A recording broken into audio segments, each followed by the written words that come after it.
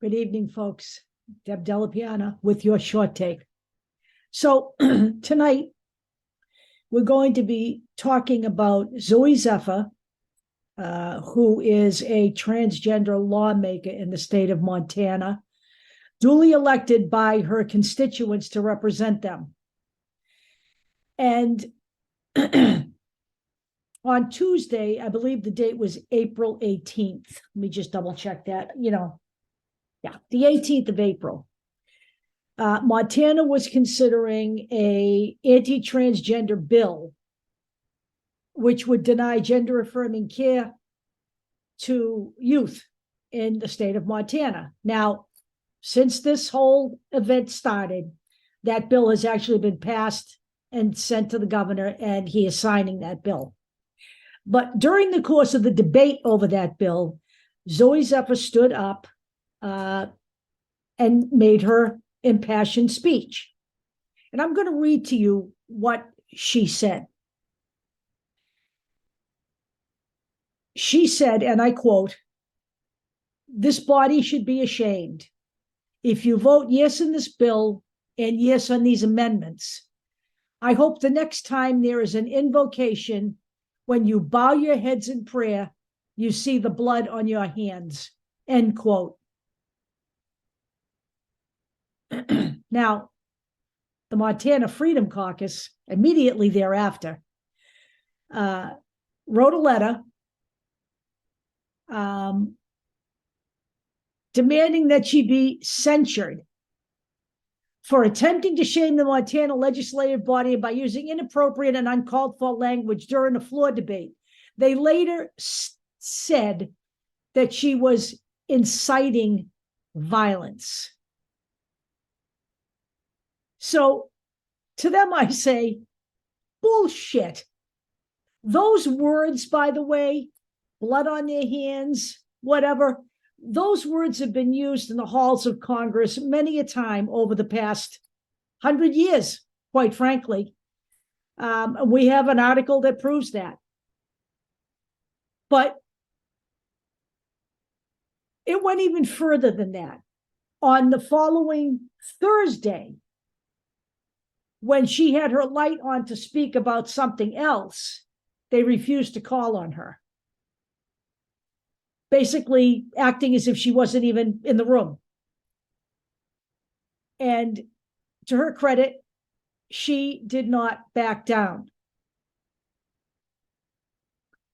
Their retaliation for what she did got even worse than that, to the point where they banned her from the chamber for the rest of the session, not just that day, but the rest of the term, and wanted her to sit behind closed doors and she could vote remotely from there.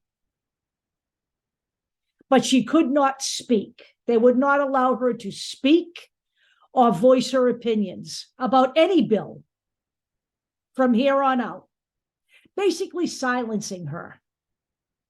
And I just want to say that something I forgot to say when I said they wrote this letter demanding her censure, they also mischaracterized her gender throughout that letter as a sign of disrespect, period. That's exactly what that was all about. I can promise you that if a Republican had said that about something else that was going on other than a transgender bill, none of this ever would have happened. There would have been no problem with the blood on our hands comment or anything like that, okay? This is because Zooey Zephyr is transgender, period. Banishing this woman from the room is strictly because she's transgender, period. Just like in Nashville, in Tennessee, when they banned the 3 people over guns, the only person who managed to survive not being removed from their job was the white woman. The 2 black men were removed from their job. They deferred to the white woman, even though she said the same things and stood for the same things. This is all about going after minorities. And that is because we are talking about racist and transphobic states.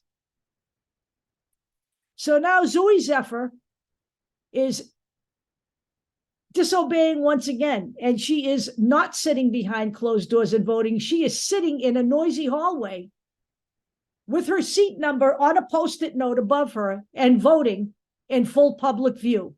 And that is where she needs to stay. She needs to stay there so that she is not marginalized any longer, and so that she shows everybody exactly what's going on in Montana. Because it is ugly, it is bigoted, and it is nasty. Now, Alexandria Ocasio-Cortez has also had something to say about this. She believes that this is just an extension of the January 6th insurrection. This is their peaceful second part, where they try to remove Democratic legislatures and silence them so that they cannot participate in government. And she may be onto something there. She may very well be onto something there, because they're not trying to do that. Well, they have actually. They removed Ilhan Omar from her committee for doing absolutely nothing. So what they do in the bigger House chamber, the national level, is not as obvious and as extreme as what they're doing on the state level. This is quite extreme, actually. They actually removed the two legislators from office. They were reappointed, which is, totally within the law, but they were removed before that. They have not done that yet to Zooey Zephyr. I don't know if they're going to try to do that, but she does have Democrats standing by her side. And she will prevail and stay where she is. And I find that extremely brave of her, because she's in Montana, folks. But what we have here, my friends, is fascism, plain and simple. All of this nonsense, calling all of these caucuses the Freedom Caucus, none of this is about freedom. None of it. None of the bills that they're passing are about freedom. To take away someone's health care, which is what gender-affirming care actually is. It is actually health care. It is the government taking away health care, insinuating itself where it does not belong. It is none of your business what parents do with their children. It is not the government's business. It is not in their realm. It is not their business.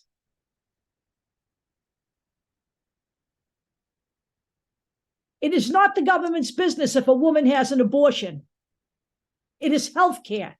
It is not for public voting. It is not a legislative decision that it should be made on any level, whether it's national or local. The GOP, which claims to like limited government, only likes limited government as it pertains to, regulations for corporations, regulations for banking, regulations for the railways.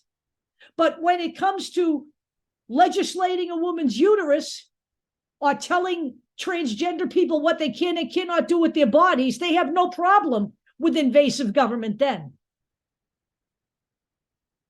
But I say this to you.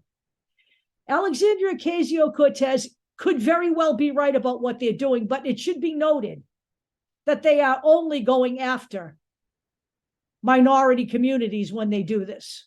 We'll see if it goes any further than that. But right now, the attacks are coming against people of color, LGBTQ, and transgender Americans who are serving in office and who are Democrats. This is an abomination, folks. You better get wind of what's going on here. I'm asking you to share this, because what's going on with Zooey Zephyr needs to be picked up and pushed by the mainstream media. Thanks a lot, and we'll talk to you later.